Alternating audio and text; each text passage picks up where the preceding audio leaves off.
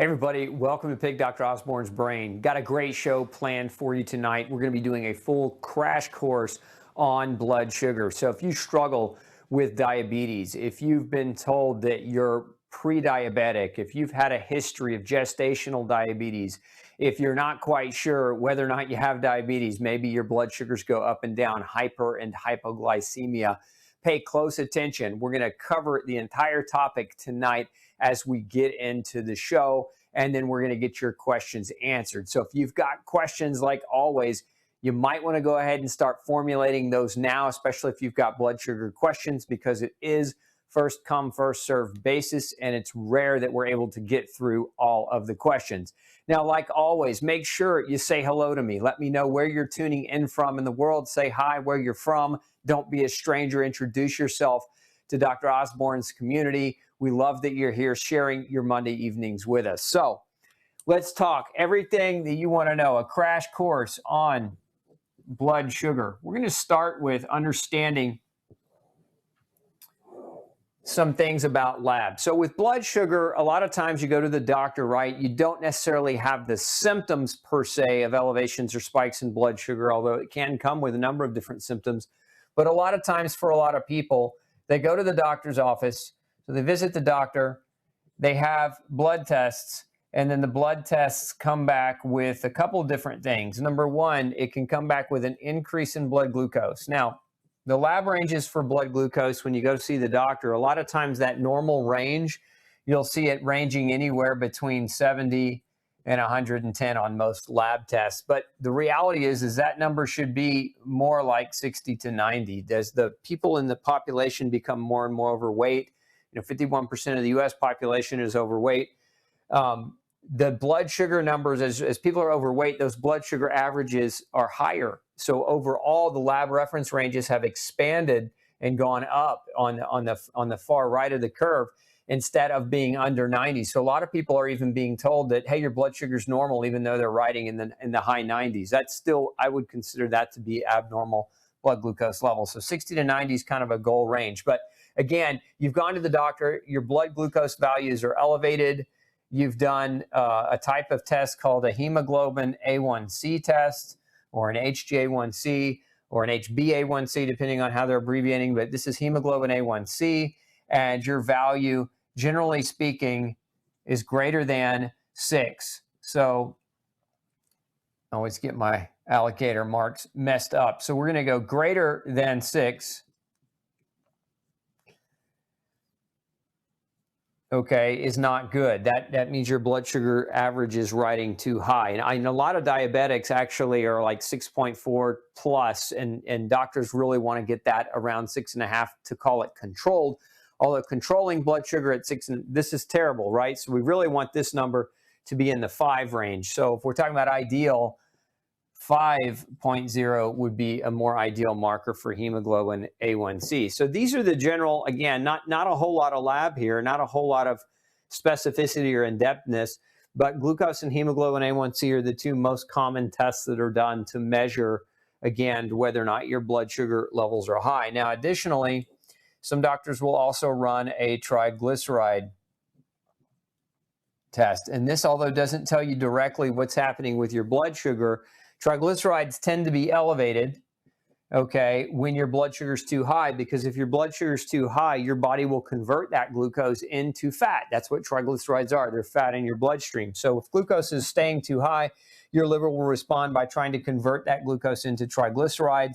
Kind of a typical, reference range on the triglyceride front is, a lot of times doctors will tell you, as long as you're under 150, okay, I will tell you, you really want this to be under 75 if you really want good solid control where you're not creating metabolic syndrome or pre-metabolic syndrome or problems associated with prediabetes. So again, this is kind of, for a lot of people, you go in and these markers are elevated, and then you get told, hey, you're pre-diabetic, or hey, you're on the verge or on the the border of diabetes, or hey, maybe even you have diabetes. But again, these 3 things. Now, symptomatically speaking, if we look at some of the main symptoms of elevations in blood sugar, they're kind of all over the map, but one of the biggest one is fatigue, and then brain fog are very, very common. So if you struggle with these, you might have a blood sugar issue.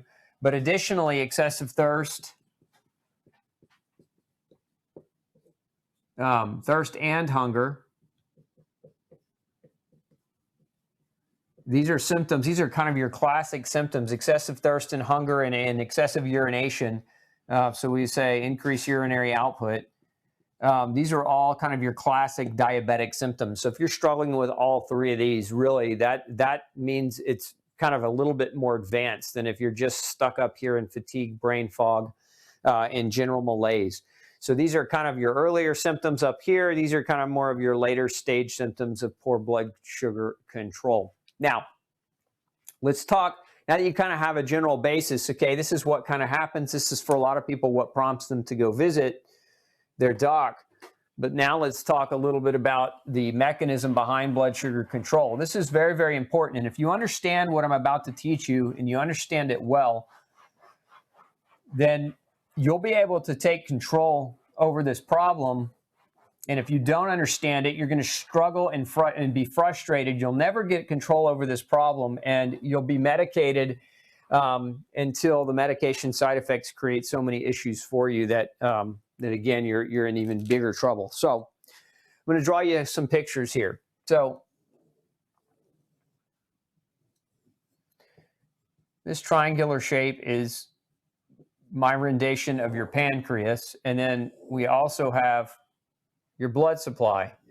So this long tubular structure here, okay, this is a blood vessel. Okay, so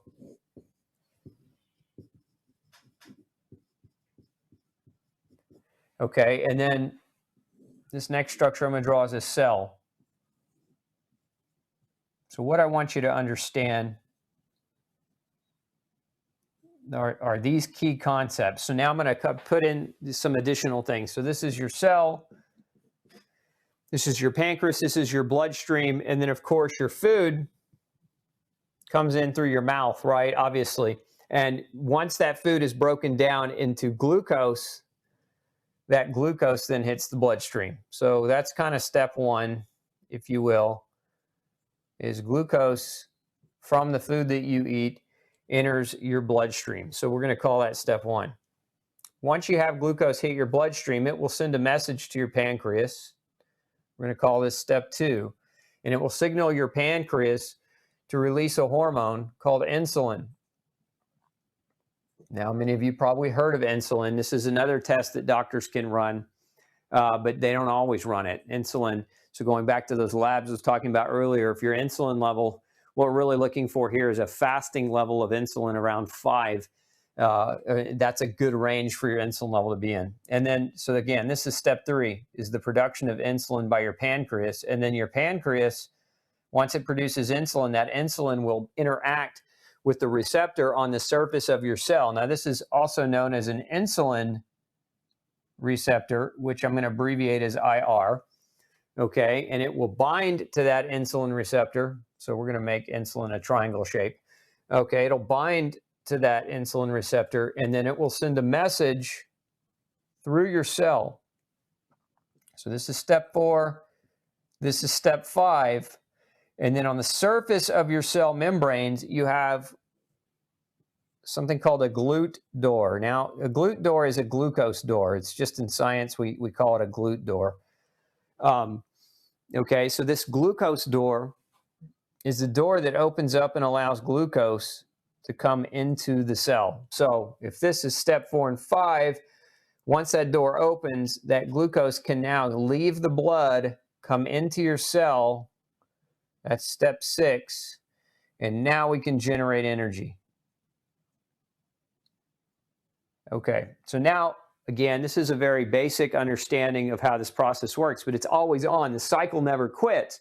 You've always got food coming in on a daily basis that no matter what you're eating, some of that food is going to convert into glucose. So even if you're not a sugar bug, even if you're not eating a bunch of candy and a bunch of garbage and junk food and processed sugar, you know, there's still going to be glucose that's derived from the carbohydrates that you eat, whether those carbs are vegetables or whether they're fruits. So you're still going to get some glucose from them. So food first, glucose hits the bloodstream, signals the pancreas, that produces insulin. Insulin binds to the receptor. That sends a message through the cell to open the door. Then glucose can come in through that door, and that's how we generate energy. So keyword energy. So many of you may have heard the term in biology ATP. ATP stands for adenosine triphosphate. That's what our body uses as energy. So now that you kind of understand this simple kind of 6-step process, I want you to understand a few other things. This is never shut off. This is always on. This is always kind of moving and in flux depending on where your glucose levels are. So how can we influence glucose? So that being said, if we're trying to control blood sugar's too high or if blood sugar's too low, we can control it through food input. So there are a couple of things that I want to explain to you about food input, and some of it might not come as a surprise. Any of you who have read my book, No Grain, No Pain, this won't come as a surprise, but one of the most glucose-driving foods is actually grain. So if we look at kind of subtyping over here, grain, dairy, and sugar. Okay, and when I say sugar, I mean, it doesn't matter whether it's organic, doesn't matter whether it's cane sugar, beet sugar, corn sugar, doesn't matter. We're talking about sugar in its processed form. But these 3 things will drive your blood glucose higher than any other 3 things. Okay, so if your diet is rich in these 3 basic food groups, if you will, even though sugar's not a food group, if your diet's rich in these things, you're going to have a problem with controlling that blood sugar. This is going to create a problem for you. So grain, dairy, and sugar are the 3 most diabetogenic or diabetes generating types of foods that you could consume on a day-to-day basis. Now, I know many of you are thinking, well, what about my whole grain this Cheerios or my whole grain wheat bran or whatever? Isn't that supposed to lower my cholesterol and help me? No, this will drive up your blood sugar super fast. Any processed grain-based foods are going to drive your blood sugar up tremendously quickly. So again, if you're doing these 3 things, know that you're playing kind of a Russian roulette with an elevation in your glucose, especially if you're pre-diabetic or if you're diabetic. Now, there's another food item that many don't talk about because it's technically you don't just eat caffeine unless you're popping Vivarin pills all day long. But caffeine can also stimulate your blood glucose to be elevated. It does it through a different mechanism. So whereas these 3 foods kind of directly will drive your glucose up, caffeine will indirectly drive your glucose up. Caffeine will stimulate the liver to produce or to release glucose. So caffeine is going to stimulate your liver. It's not actually that there's any glucose in the caffeine, but it stimulates your liver to release glucose into your bloodstream. Now, the other thing that can do this hand in hand with caffeine, so think about that. That's coffee, that's tea, that's chocolate, that's betel nut, whatever the craze is, coffee bean extract, all the stuff that people are doing to get that energy. Why do you get that energy? One of the reasons is caffeine's a stimulant and it stimulates adrenaline production by your adrenal glands. But the other is that caffeine tells your liver to dump a bunch of sugar into your bloodstream. So it gives you that sugar high, so to speak. That's why so many people kind of thrive on that caffeine on a regular basis. But the other thing that can also drive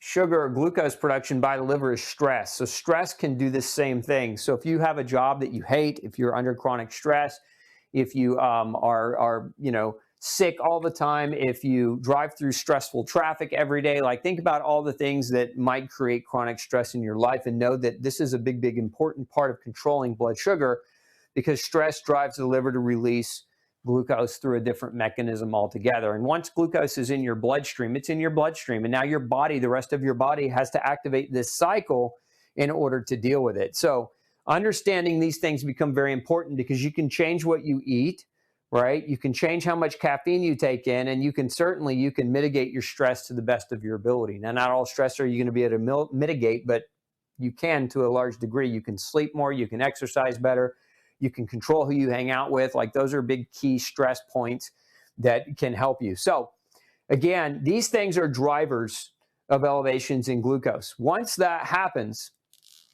we go back and we look at number 2 again. We say, okay, well, what allows glucose to message your pancreas to produce insulin? And what you want to understand is you have vitamin D receptors that are lined all over your pancreas. As a matter of fact, there are more vitamin D receptors that we know of on your pancreas than anywhere else in your body. And so those vitamin D receptors are what allow for the production of insulin. So as glucose stimulates your pancreas, it does so using vitamin D. It stimulates vitamin D receptors to educate your pancreas that your bloodstream needs more insulin. So vitamin D becomes a nutrient that plays a vital role in the regulation of your blood sugar. And how many of you have had your vitamin D levels checked, right? So if we do a kind of a running labs, what doctors do run versus what they don't run to properly measure your blood sugar, this is going to be super helpful for you because you can take this list back and make sure your doctor is running this. So I mentioned earlier insulin, and I said under 5 or less would be more ideal, and this is fasting insulin. And then now we're talking about vitamin D. So there's a test that can be measured called 25-OHD or 25-dihydroxyvitamin D. And so, you know, with this one, you know, if you're getting it done in the US, you want that value to be at least 50, preferably 50 to 100 would be more ideal. So you've got these two tests that you can add based on what we know here. So vitamin D is necessary for the pancreas to be able to produce insulin. Now, what's insulin made out of? Insulin is made out of certain nutrients are required to produce insulin. And one of the key nutrients required to produce insulin is zinc. Zinc is, think of insulin as this long chain of protein or amino acids. And at the center, at the hub of insulin, the thing that holds it all together is zinc. So you need zinc in order to properly produce insulin. You also need magnesium.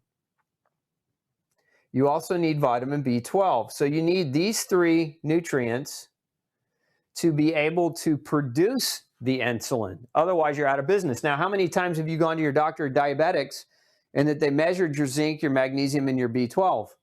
So we're just going to write in here. We're not going to write zinc, magnesium, and B12 separately. We're going to write in micronutrients.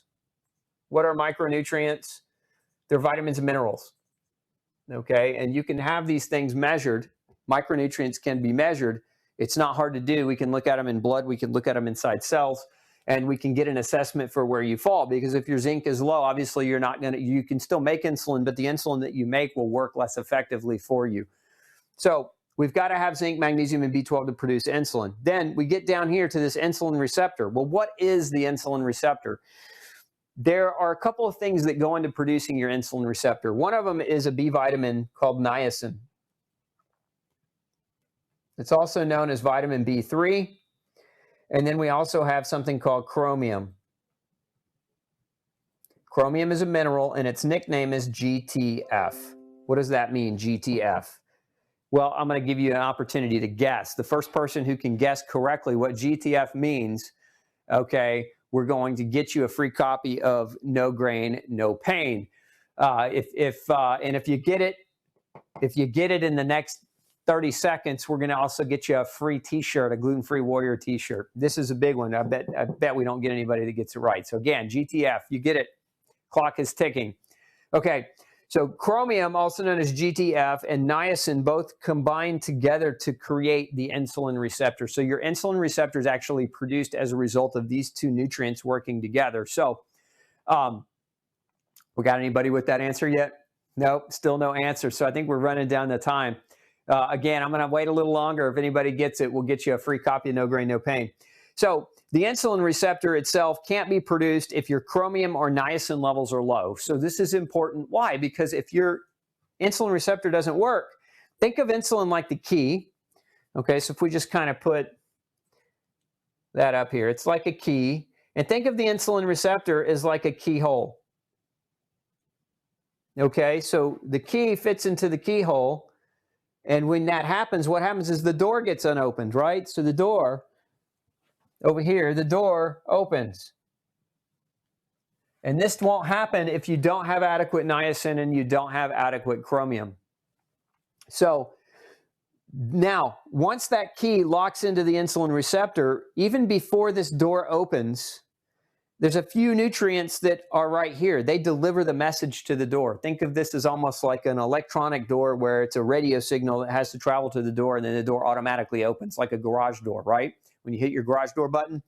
So this requires some more nutrients. One of the nutrients that's required here is calcium. Okay, calcium's referred to as a secondary messenger. If you didn't watch my crash course on calcium, you might want to go back and look at that course in my YouTube archive.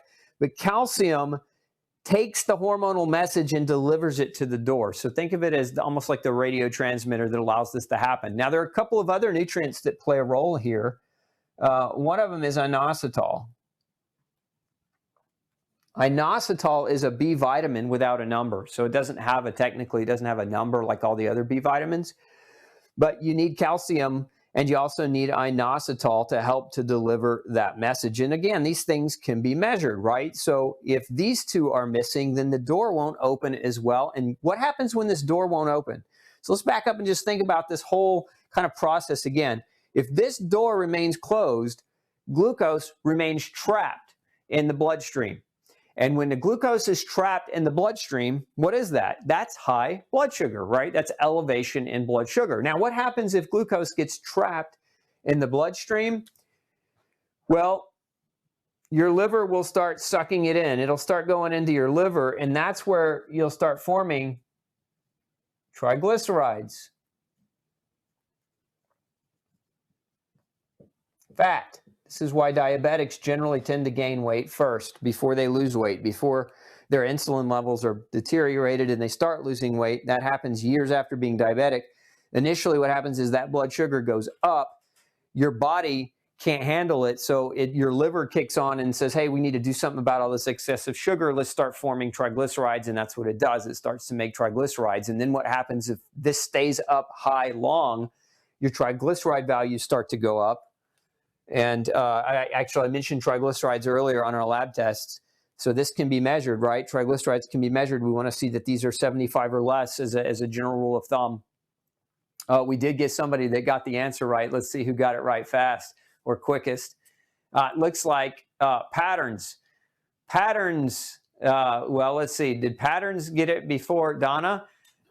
Donna got it first. So Donna gets a copy. Donna, just send us your info. I think we may have it, but send us your info and we'll get you that free copy of No Grain, No Pain. Good answer. So GTF stands for glucose tolerance factor. So anyway, the glucose is now converted into triglycerides, and then you start storing those triglycerides as fat. And over time, this is why a lot of diabetics will gain weight. They'll gain body fat composition. But what happens is you'll also start packing that triglyceride in your liver. And this is why it's very, very common for diabetics to also have or to develop fatty liver issues. Now, part of what happens is not all the glucose is turned into triglycerides. A lot of the glucose is just elevated and it stays floating around in your bloodstream. And so it goes to your brain and it goes to your organs and it goes to your other tissues. And what does sugar, what does glucose do? Just like if we poured syrup on the floor, it makes the floor sticky. Well, what does glucose do to your bloodstream? It makes your blood sticky. So you get this elevation in glucose that creates a stickiness, if you will, of your blood. Now, there's a name for this stickiness. We actually measure it. Remember earlier I said hemoglobin A1C? Hemoglobin A1C is measuring how glucose makes your hemoglobin sticky. That's what it's actually measuring. It's called glycation. GLY is the scientific, GLYCATION. Glycation is this kind of the science nerd way to say that your blood glucose is sticking to your blood proteins and it's changing them, it's altering them, it's making them, it's making their function different. So like if your sugars are attached to your hemoglobin, which is the molecule that carries oxygen in your red blood cells, then your red blood cells won't carry oxygen as well. So you become oxygen deprived. And that creates a whole secondary, tertiary set of problems down the line. So remember, we don't want too much glucose in the blood because it makes everything sticky, including your hemoglobin, but also it makes your hormones sticky. So ladies, that's your estrogen and your progesterone. Guys, that's your testosterone. It's making those hormones stickier. Remember, sugar coats or wraps around those proteins and those neurotransmitters and those hormone-based chemicals, and it makes them sticky. It glycates them. It changes the nature of the way they're folding and the way they are shaped. And this is very well documented in science, and this is one of the major reasons why diabetics start to have systemic problems. It's not just an elevation in blood sugar, but it's all that comes with it, that stickiness that affects all the other organs. So this is one of the reasons why the smaller the blood vessel, the earlier in diabetes those blood vessels are affected, because the smaller the blood vessel, the more this problem shows up. So the blood vessels in the eyes, which are the smallest, this is why diabetics are 30 times, or I think it's 32 times more likely to go blind because of the glucose elevation in the blood vessels that feed the eyes. This is why they're 16 times more likely to lose kidney function. That's why so many diabetics over time get on dialysis, right? Because those small blood vessels in the kidney, in the glomeruli of the kidney, are being damaged by elevations in blood sugar, and that elevation in blood sugar damages the kidney itself. And so then diabetics start to spill protein and start to spill glucose out of their urine. Their kidneys become, over time, non-functional, and then they have to have dialysis, right? Where you get hooked up to the machine, and then the machine filters your blood because your kidneys are failing, because that glycation, that stickiness, that destruction of the blood vessels to your kidneys. Remember, your heart's a big blood vessel too. So it's going to definitely affect your heart. It's going to affect every organ in your body. So we don't like to see elevations in glucose over time, because that's going to pose as a serious problem. So now that you kind of have a general understanding of the way this works, okay, and this is just blood sugar, getting the sugar, the glucose, if you will, into the cell. This is step one. So this first diagram that I'm drawing for you really is just step one. Even though this is a 6-cycle process, it's affected by food, caffeine, and stress. It's affected by the vitamins and the minerals, the D, the zinc, the magnesium, the B12, the niacin, the chromium, the calcium, the inositol. But now we don't just magically create energy. Once this glucose gets into your cell, energy, poof, it doesn't just happen. There are a couple of biochemical processes that also have to occur. And so that's where I want to take you next, are some of these other biochemical processes, so that we can keep adding to our list of understanding of how blood sugar is metabolized and controlled. So we're going to draw another picture.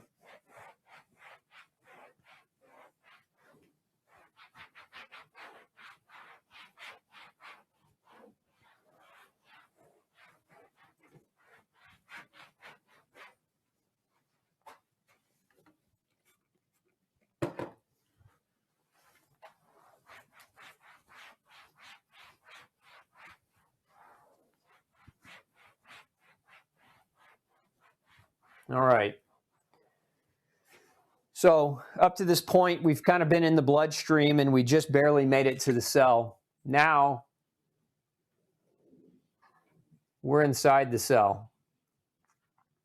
And so inside the cell, we have these different chemical processes. So when that glucose gets inside the cell, we've got to take it through a process called TCA, TCA cycle, tricarboxylic acid cycle. This is a cycle that basically its job is to prepare that glucose to be able to generate energy. So we take glucose. Remember I showed you earlier, glucose kind of looks like, chemically speaking, it looks like a stop sign. It's got 6 carbons on each corner here. Now we're not going to get too heavy into the chemistry tonight, but those 6 carbons, as we're taking that glucose, we're breaking this down. We're breaking off carbon and hydrogen. And what we're trying to really accomplish is to peel the hydrogen off of that glucose, because it's the hydrogen that's going to turn like a specialized pump inside your cell. So to go through this TCA cycle, if you've ever heard of Krebs cycle, tricarboxylic acid cycle is a nickname for it, but that's what we're referring to. This is where that glucose gets basically broken down. And in order for that to happen, we got to have, now I mentioned earlier vitamin B3 or niacin is niacin's nickname is NAD, but we also need vitamin B2, and it has a nickname of FAD. And so what vitamin B3 and vitamin B2 do is, as this glucose molecule is broken down and hydrogens are kind of leaking off of it, so to speak, the vitamin B3 and the vitamin B2 are picking up those spare hydrogens. They're like harvesting the hydrogen off of that glucose. Now, in order to harvest the hydrogen off that glucose, this requires, in order to kind of start breaking this down, we need a lot of vitamin B1. We need a lot of vitamin B5. We also need vitamin B12, and we need folate. So if you ever hear people talk about, energy, B vitamins are necessary for energy, right? That's what you hear. Like, take B vitamins if you want more energy. Well, why is that? That's because to get the glucose harvested, we need B vitamins, and it's the B vitamins, once you harvest that glucose and peel off those hydrogens, that's where the energy comes from. That's why B vitamins are so important to your body's capacity to generate and drive energy production. You also need, when we're breaking down glucose, you need magnesium. Again, we saw magnesium earlier, but there's about 16 different chemical steps in this process, and half of them, 8 of them, actually require magnesium. So magnesium is very critical, very important to this process. We also need zinc. Again, we mentioned zinc with being outside the cell. We needed zinc in the bloodstream, remember, to make insulin, but now we also need zinc to be able to properly harvest that glucose as well. So we're converting this glucose, and through the process of chemical breakdown, we're using all these B vitamins and these minerals, and then we get to kind of an increase in hydrogen. And any of you that have ever heard of a mitochondria, a lot of people are out there talking about mitochondria. Mitochondria are these little units inside your cell. They kind of look like this.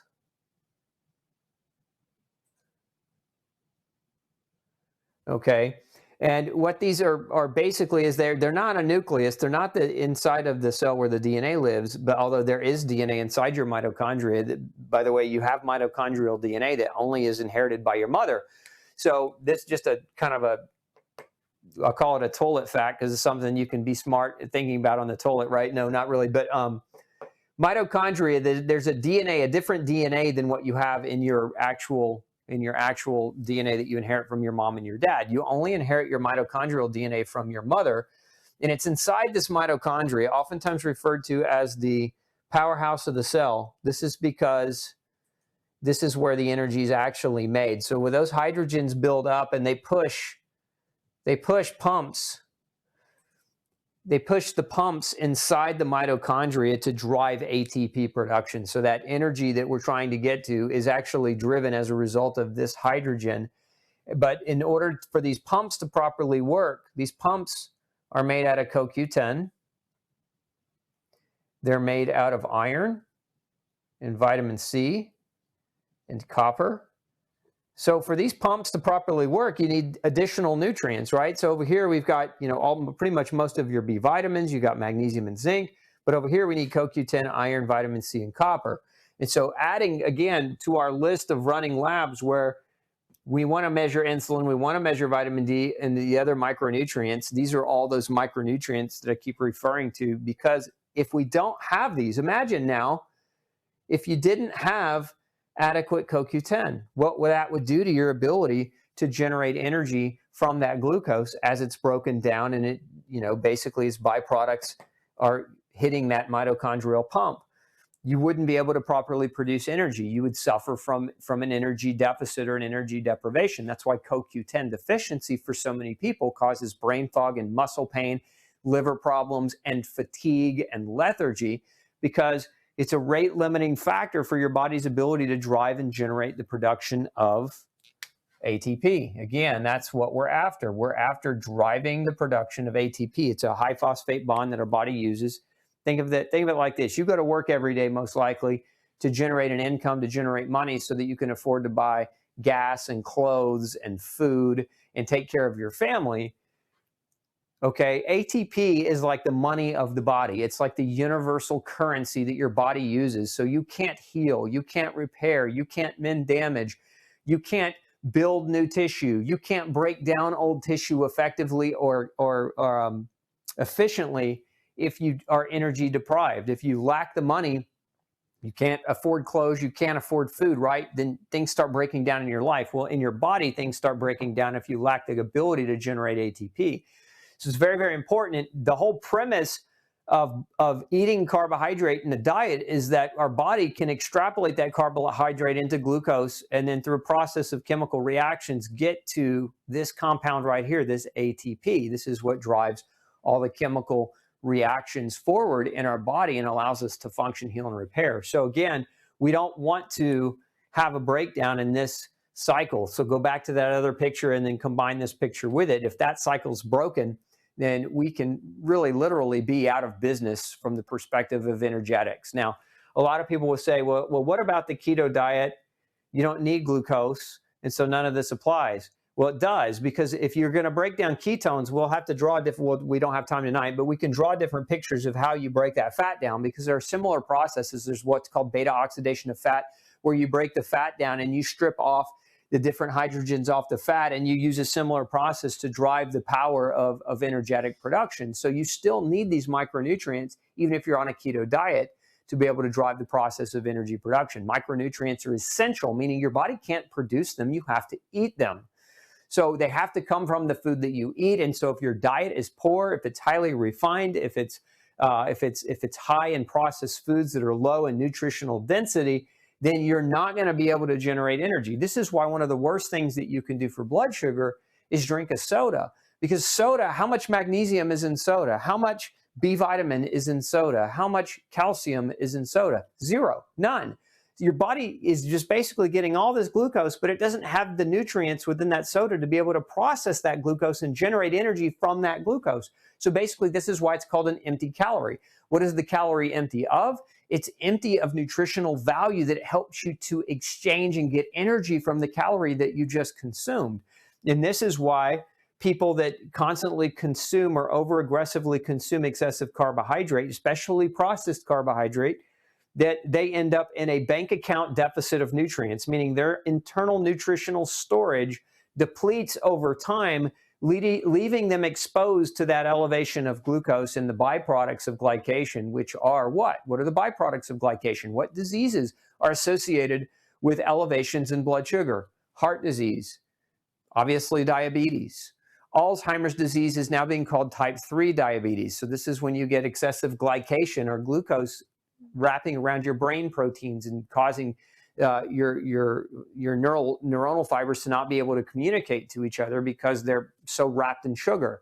It's linked to kidney failure. It's linked to blindness. It's linked to slow healing or poor healing and oxygen deprivation. A lot of diabetics have to check their feet because if you get a cut, they heal so slowly. Those cuts can get infected and then gangrene can set in, because diabetics also have a problem with immune function, because sugar suppresses the immune system. Sugar allows cancer to grow. So you can see all the problems associated with elevations in blood sugar.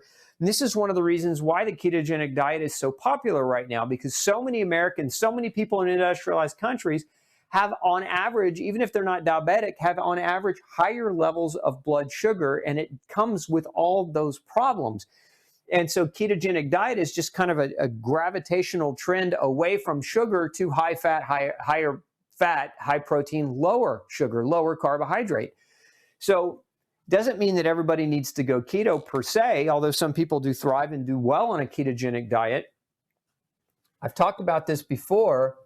When it comes to carbohydrates, fats, and proteins, I like what's called the rule of thirds, where we look for balance. If we always look at diets that take people far to one end of the spectrum, high protein diets, high fat diets, high carbohydrate diets, after time, they always end up with problems. So in essence, the longer you stay on an imbalanced diet, the more those problems start to show up with time.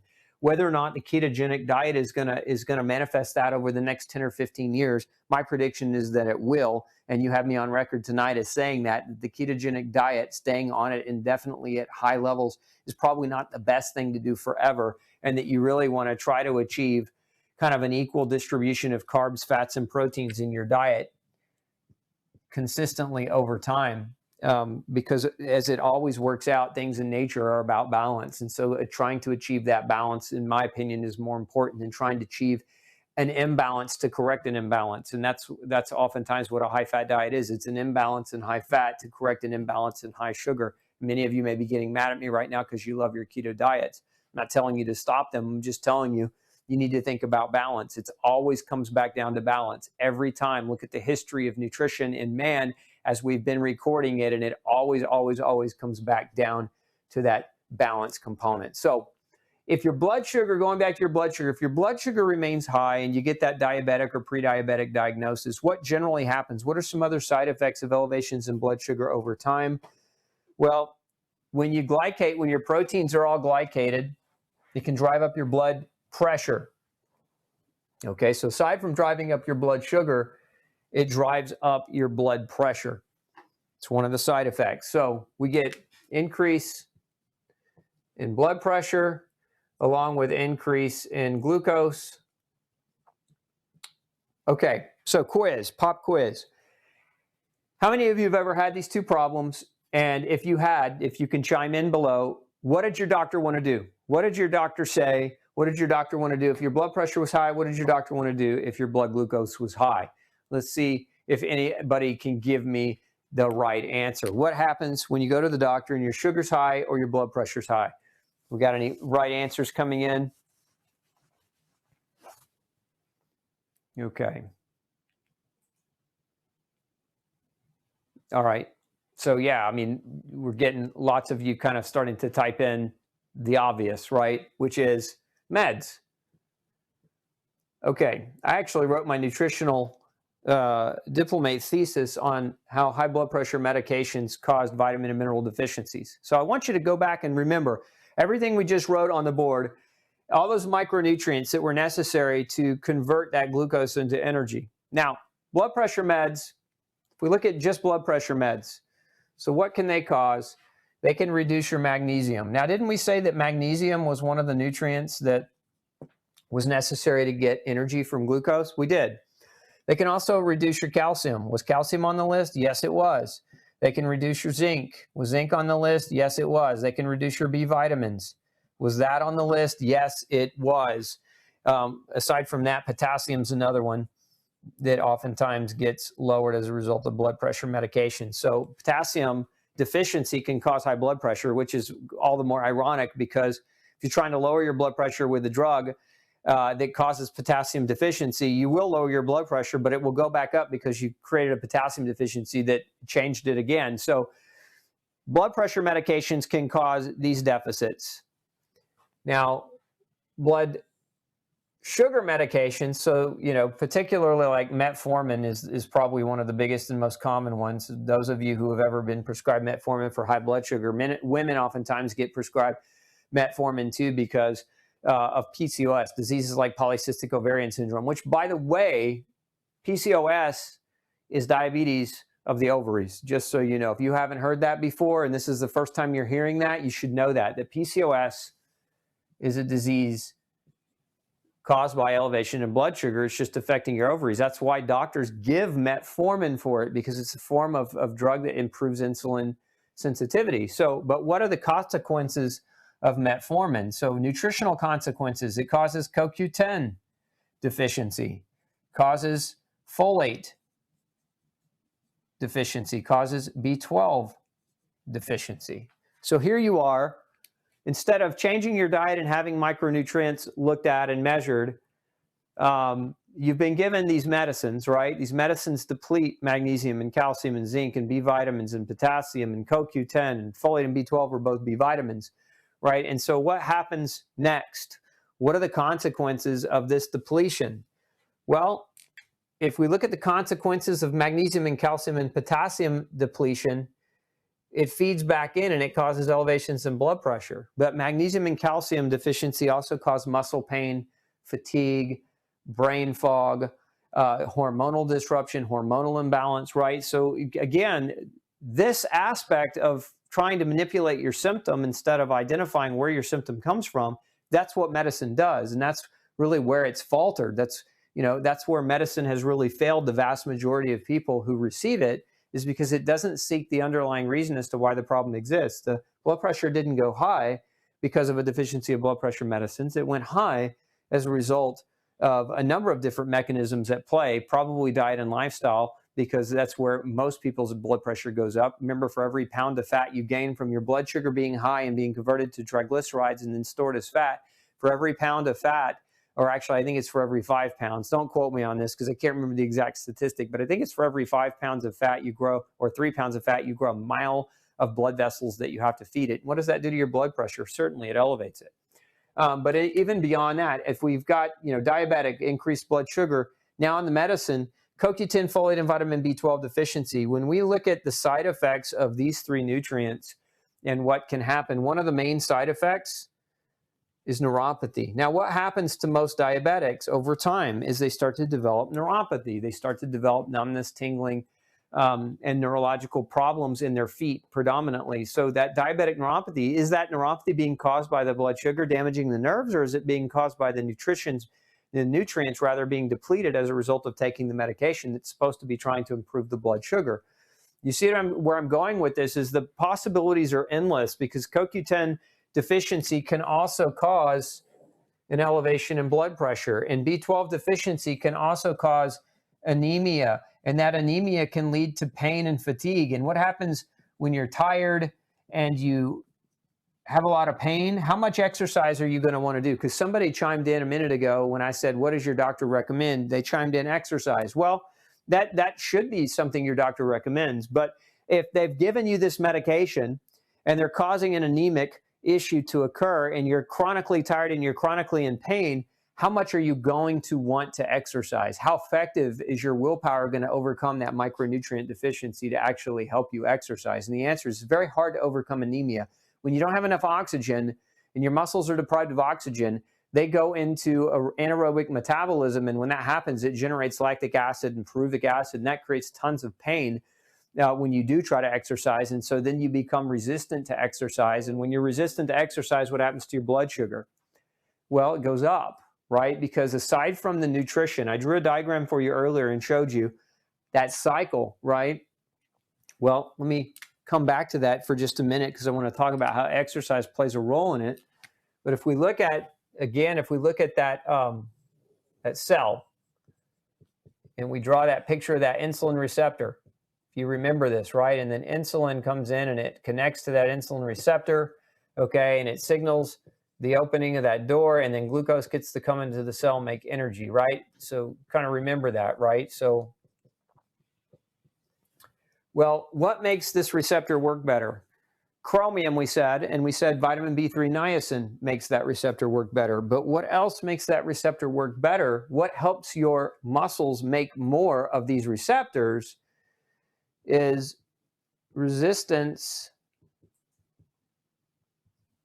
activity or exercise. So we're talking about weightlifting, right? Or calisthenics, things like push-ups, squats, lunges, sit-ups. Exercise that builds muscle mass improves insulin sensitivity through the insulin receptor. So it makes that receptor work better.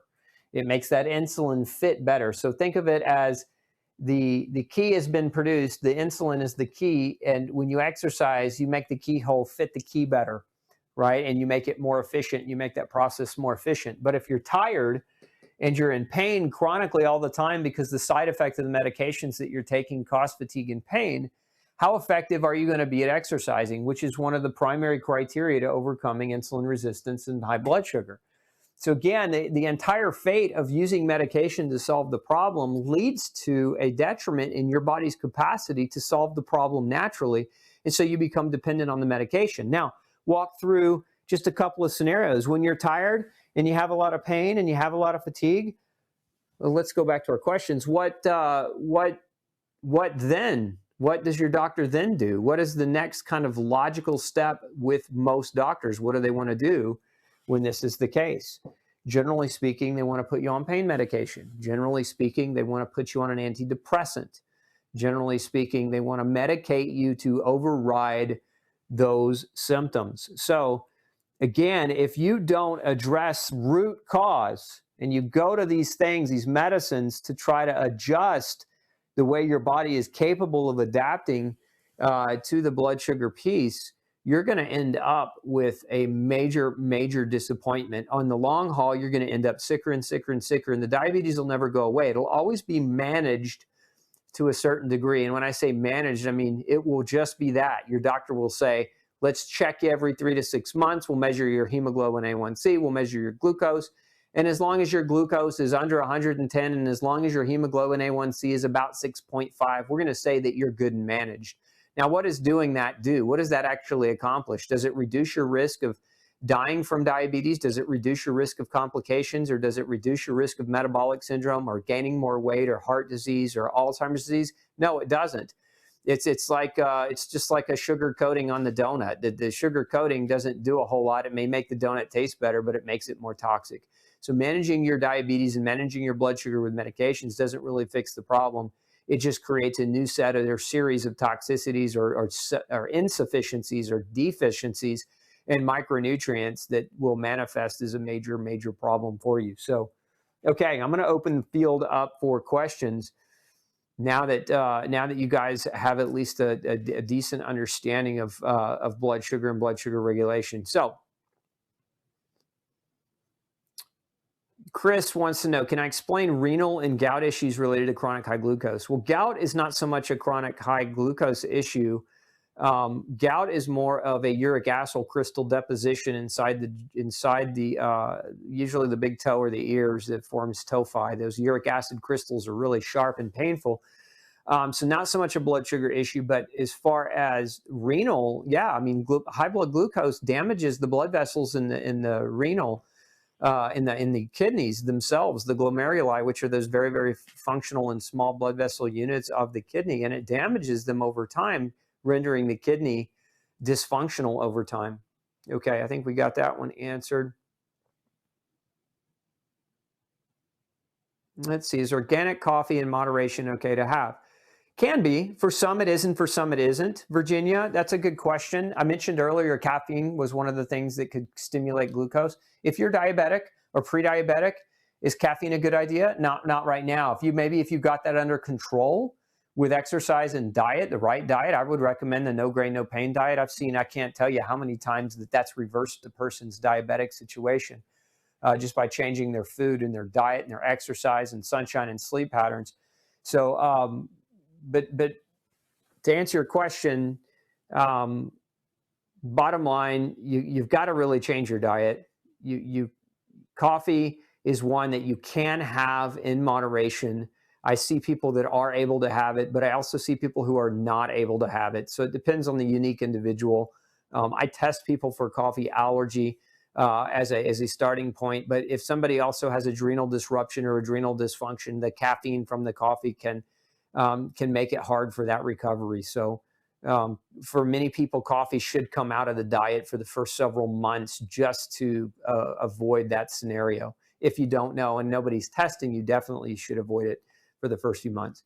Marie wants to know, can blood sugar and sticky blood vessels cause or contribute to asthma and lung inflammation? Of course it can. It absolutely can. Again, remember, what is asthma? Asthma is an inflammatory airway disease, but a lot of times asthma is brought on or exacerbated as a result of environmental allergens. So somebody might be allergic to different things outside. Somebody might have mold allergy.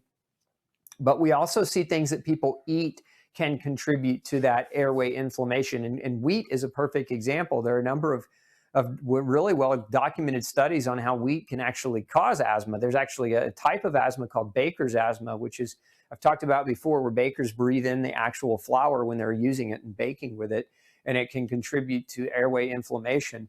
But blood sugar can also do the same thing through a number of different mechanisms. Let's see, Phil, I've learned that sugar is a major contributor to inflammation. Is that because of oxidative stress or because of glycation or something else? All of those things. So, I mean, think about what sugar does. Again, sugar puts pressure on the liver. Sugar causes oxidative stress. Sugar causes glycation. Sugar causes micronutritional deficiencies that lead to a fundamental breakdown in the molecular machinery of how your body heals and repairs itself. So sugar, it's not one thing, right? And that's why taking metformin as one thing doesn't solve anything. It doesn't solve the problem, because all that drug does is it affects one mechanism behind why sugar is bad for you. And it doesn't really even change that mechanism. It just manipulates that mechanism. It cheats that mechanism without correcting it. It'd be kind of like cheating on a test, right? You cheat on a test, you made a better grade, so you got a good grade on your test, but then you graduated from school and then you went out in the world and in life, and then you had to recall that information that you cheated on, and it didn't help you because you cheated your way. So maybe it got you past a certain point, but when you were in the real world and you had to use that information that you cheated on, that information is no longer helping you. I like to look at medications as kind of a way of cheating the biochemistry of the system. It cheats your system, but it doesn't prepare you for the real world. It doesn't prepare your system for the real world and what happens. Cindy wants to know, I think PCOS is diabetes of the ovaries is new news for her, and good. So you learned something tonight, Cindy. No, I have not done a specific talk on PCOS, but it is on our whiteboard to do. So it will be coming up probably sometime in the near future. Is it true that lifting weights with retinopathy is contraindicated because blood vessels can rupture? No, it's not true. It's not, and it never, doctors will try to scare you from doing healthy things, even based on, I'll say, faulty logic. And that's an area where if you have a retinopathy, to not exercise would be a mistake. I mean, first of all, identify where the retinopathy, what's contributing to it, or where it's coming from. But you don't not exercise because you're worried about a blood vessel rupturing. You still need to exercise. What you want to make sure of that you're not doing, Chris, and maybe this is what I don't want to put words in your doctor's mouth, but a lot of people don't realize it. When you strain, if you're not breathing properly when you exercise and you overstrain, yes, you can bust a blood vessel in your eye. But if you're breathing properly, don't get on the bench press and hold your breath through the whole movement. Like, you've got to have good breathing technique when you're trying to exercise. Okay. What vitamins are good for extreme leg and muscle pain? Please, Grace wants to know. Depends, Grace. For a lot of people, depends, because different vitamins could cause muscle pain. And so, like, for example, CoQ10 deficiency can cause muscle pain in the legs. Calcium and magnesium deficiency can cause muscle pain in the legs. B1 deficiency can cause pain in the muscles. So it depends, because not everyone's B1 or calcium or magnesium deficient. Some people are just B1 deficient. Some people are B1 and magnesium deficient. So taking magnesium by itself wouldn't help, but taking B1 with the magnesium might. So it depends. The best advice I could give you is go get with your doctor and have them run micronutrient testing to help you understand what deficiencies you have so that you don't have to guess. Let's see. I have a past history of PCOS and my hemoglobin A1C was 5.1. My doc said it was fine, but I wondered if it's too high. So again, hemoglobin A1C is an overrated test in my opinion, Suzanne. I didn't really talk about that a minute ago. It's the gold standard now. It's what a lot of doctors go to and measure, but it really is not all that great of a test to reliably say your blood sugar is good. You need to have your glucose measured, your insulin measured, your hemoglobin A1C measured, your C-peptide needs to be measured, your adiponectin should be measured, your C-reactive protein, your homocysteine should be measured. These things up here, your insulin, your 25-OHD, your micronutrients, all that gives you a good, complete picture of what's happening with your blood sugar. If you're just measuring hemoglobin A1C, your body, remember I said earlier that extra sugar glycates your bloodstream, right? And that's what an elevation in hemoglobin A1C is. But let's say right now your liver's working really phenomenally well, and it's converting a lot of that glucose into triglycerides and cleaning your bloodstream out, so your glycation numbers are stable to a certain extent. And so we're not seeing them go up. Or let's take another scenario. Let's say that your pancreas is overproducing insulin in an attempt to clear the glucose out of your bloodstream because it's overwhelming. So your pancreas is just responding by making more. Well, if your hemoglobin A1C is still low, but nobody checked your insulin, a lot of times what happens is insulin skyrockets, and you can pick that up years before diabetes. So like if your insulin is in the 20s, but your A1C is at 5, your insulin's still too high. And the reason why your A1C is at 5 is because your pancreas is picking up the slack for your poor diet or for your or for whatever it is that you're doing in your diet and lifestyle. Let's see. Linda says, I'm hypoglycemic but have high blood pressure. So Linda, check your insulin because your insulin levels are probably elevated. And the reason you're hypoglycemic is because your pancreas is accommodating for your excessive blood sugar, emptying your blood sugar out frequently. Let's see here. Carla, how does having a total hysterectomy affect PCOS? It doesn't. It removed the organ that was affected, but it doesn't change the nature that the underlying disease process still exists. The diabetes is still there. It's just that you cut out the organ where it was manifesting. So does that mean your blood sugar levels are stable now? No, it doesn't mean that at all. Let's see, Barb, should fruit be eliminated despite all the beneficial antioxidants? No, not necessarily. I mean, a lot of people kind of badmouth fruit. I think where people get into problems with fruit is quantity. It's an issue of quantity. If you're, you sit down with some grapes, if you eat, the whole 2-pound bag, then that's a problem. But if you have a few grapes, at a sitting, that's not an issue. It's not necessarily fruit that is evil. It always goes back to quantity. Let's see. How do I go about reducing or eliminating blood pressure and diabetic medication? Mary wants to know. Mary, the best way to go about that is to work with your doctor and just let your doctor know that you're tired of drugs and you really want to try a diet and lifestyle approach. And hopefully, if your doctor's educated in diet and lifestyle, will be able to kind of guide you through that. If you don't work with a doctor who's educated on that, then you need to find one who is. And then you can work with those two doctors simultaneously to approach your diet, your lifestyle. And then as your diet and lifestyle improves and your blood sugar comes under better control, then the medications can be safely weaned by talking through your other doc and him helping you do that. Let's see. Can excess sugar contribute to leaky gut? Yeah, it can. Sugar can damage the GI tract and damage the gut. I like June's commentary. Get off grains, exercise. No grain, no pain. Yes. Perfect. Okay. I think we answered that. Let's see. Go down a little bit more. My doc didn't suggest meds. She knows how against them I am. She said no sugar, more colors in my food, and exercise.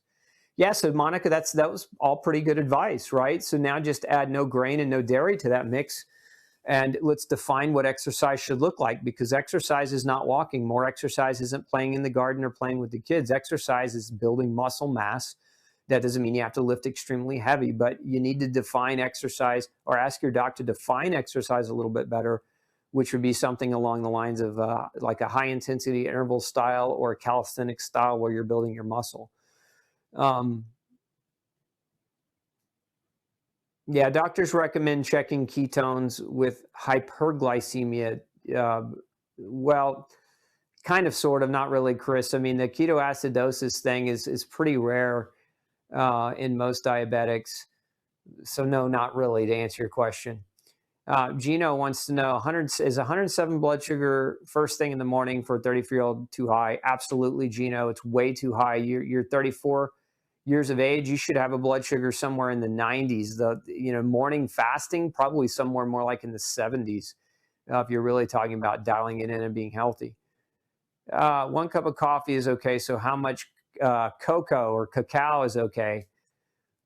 It's more, I like to don't necessarily measure out how much chocolate or how much coffee or how much, it's more kind of a total caffeine intake. So look at the total level of caffeine that's coming in and try to keep your caffeine intake below 120 milligrams a day. And if you're doing a pretty decent job of that, then you know you're not going to go too far overboard on that caffeine. Do I think vitamin D supplement improves insulin sensitivity? No, I know it does. I don't think it at all, and it's actually pretty well researched. Does stevia raise blood sugar? Not in the research, it doesn't, Sandra, but some people have reported that stevia does raise their blood sugar. So my advice on any of the sweeteners, like the natural sweeteners, would be, if you're ever in doubt, get a glucose reader. And, when you're trying out the different natural sweeteners, for example, xylitol and stevia and allulose and some of these others like monk fruit, is to check your blood sugar after. Check your blood sugar after exposure and see if it drives up your blood sugar. And it's different for different people. I mean, that's the thing that's unique about person to person, is that your reaction to different foods can drive blood sugar. Even though I gave you dairy, sugar, and grain to avoid today, I've seen cases where people's blood sugar was being driven by certain fruits and not others, or driven by certain vegetables but not others. So it's kind of one of those things that's pretty unique to the individual as well. I like that. Valencia says, hit the thumbs up button for this valuable info, you guys. Yeah, if you're sitting on YouTube or Facebook right now, give me some love. Hit that like button, hit that love button. Don't be shy. And make sure you help share this information with somebody you know who might be blood sugar challenged or diabetic, because, remember what our goal is. We're trying to help 100 million people. And a good chunk of that 100 million, those people are diabetic and high blood sugar. So thank you. Thank you for the love. Let's see here. Tried sour foods. It didn't help. No, that's not a question. What about berberine in the place of metformin? I read it actually works better without the other side effects. Yeah, berberine can help your sugar, but look, that's green medicine, Laura. It doesn't solve why your sugar's high. Taking berberine as a supplement is no different than taking metformin minus the side effects, because you're not really solving why the blood sugar's high. So don't try to green medicine or natural product your blood sugar down. All these formulations that doctors try to sell online that are like, yeah, take this product and take that product because it naturally brings down your blood sugar. No, that's green medicine. Don't naturally bring down your blood sugar with a product. Like, bring down your blood sugar with natural behavior. Like, that's the ultimate medicine. If you walk away from anything tonight, it's walk away with the knowledge that you have the power to lower your blood sugar without a pill bottle, right? You can get these nutrients in food. If you are deficient, you can supplement with them. But berberine, again, it's a medicinal effect. You want to lower your blood sugar naturally, not medicinally. And even if you're using a natural medicine, it still doesn't solve. It doesn't solve why the sugar's high in the first place. Let's see. Can we reverse diabetic type 1? It can be done. I've seen it done. I've actually got a video. If you go to my YouTube channel, look at my patient and client testimonials, you'll see the story of a young man who did reverse his type 1 diabetes through diet and lifestyle change. So yes, can it be reversed? Yes. Is it reversible in 100% of people with type 1 diabetes? No, I don't think it is. And I haven't seen that be the case. I've seen people, if they catch it early enough, be able to reverse it, but not in 100% of the cases. Is eye damage reversible? Depends on how severe the eye damage is. Damage, remember, if you get a cut, is it reversible? If you cut, does it heal? It does. And the same thing goes with inflammation in your body. If you inflame your eyes through diabetic damage, can that heal? Sure, it can, but it's not going to heal unless you get to the root, unless you get to the underlying reason as to why it was damaged in the first place. Your body is a remarkable healing machine, and never ever lose sight of that. It can heal. Let's see. Let's see here. Other than nuts, salad, type 2 diabetic, gluten-free, and vegan. Other than nuts and salad, not much I can eat. Patterns, I would look to, if you're vegan, that would be my first question is, are you genetically right for a vegan diet? Are there certain other things that you should be bringing in nutritionally? That would be one of the things that I would ask your doctor to help you rule out ASAP. How do I exercise if I have chronic fatigue syndrome? Take brisk walks. Well, that's a start. Woodmark, you start with what you can do, and you add as you can do more and more. So with exercise, if you're struggling with the disease of chronic fatigue, you start where you're at, start with what you can do. And as you address these types of issues, right, and you address them, then your energy levels should potentially come back up online. You could do more. And then you do more as you're capable of tolerating more. Now, I didn't say anything about eggs, Eris. Eggs are fine unless you're allergic to them. Some people are and some people are not. Let's see. Yeah, Bobby, if you didn't know, you can tune in to the repeat of the show. We have our archived library. Just make sure you subscribe to our YouTube channel, youtube.com/glutenology, and hit the subscribe button. Can late onset type 1 diabetes be caused by gluten and leaky gut? Yes, it can, Christina. As a matter of fact, I have not yet seen a case in 20 years of practice where gluten wasn't playing a major role, or where going gluten-free for a type 1 diabetic didn't dramatically reduce their need for insulin. And you can take that to the bank. So if you do decide to go on a gluten grain-free diet as a type 1 diabetic, get with your doctor and make sure you're paying really close attention to your insulin need, because it will probably reduce, and you don't want to take too much because that could put you in a very serious situation. Is it possible that many causes of ALS and MS, ALS is amyotrophic lateral sclerosis, MS multiple sclerosis, and other neurological diseases to be implicated in insulin and metabolic issues? Yes, of course. Blood sugar elevations are implicated in a number of forms of not only neurological disease, but of many forms of autoimmune disease. Okay.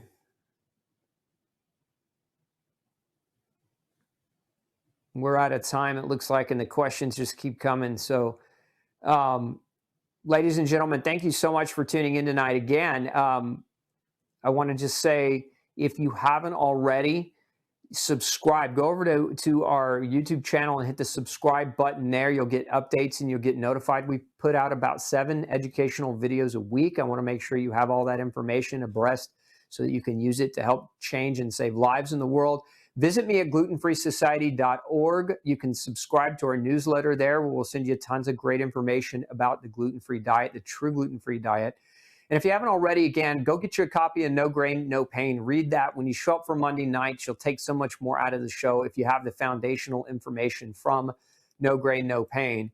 And as always, our motto here is hashtag save 100 million lives. That's our goal. That's what we're about, and that's what we want to try to do. I can't do it without you. I need your help. If you know somebody who could benefit from this information, if you know somebody who needs this message, reach out to them, get them to come over to the channel and subscribe so that we can start communicating with them and giving them the hope and the enlightenment of what functional nutrition can actually do to reverse chronic degenerative disease and literally save lives. I'm wishing you excellent health. We will see you next Monday night, same time, 6 p.m. Central Standard. Have a great week. Hey, don't forget to tune in next week, same time, 6 p.m. Central Standard Time, for another Pick Dr. Osborne's Brain show. Bring all your toughest health questions to me. I look forward to answering them. And before you leave today, make sure you hit subscribe. And once you do, click that bell. That bell is going to allow us to remind you right before we go live. But it's also going to allow us to remind you when we come out with other video content all week long. We've got lots of episodes coming your way all week long, and I don't want you to miss anything. So again, subscribe, hit that bell so that you can get notified when we have that new information put up for you. Thanks so much, and I'm wishing you excellent health. Have a great week. We'll see you next Monday night.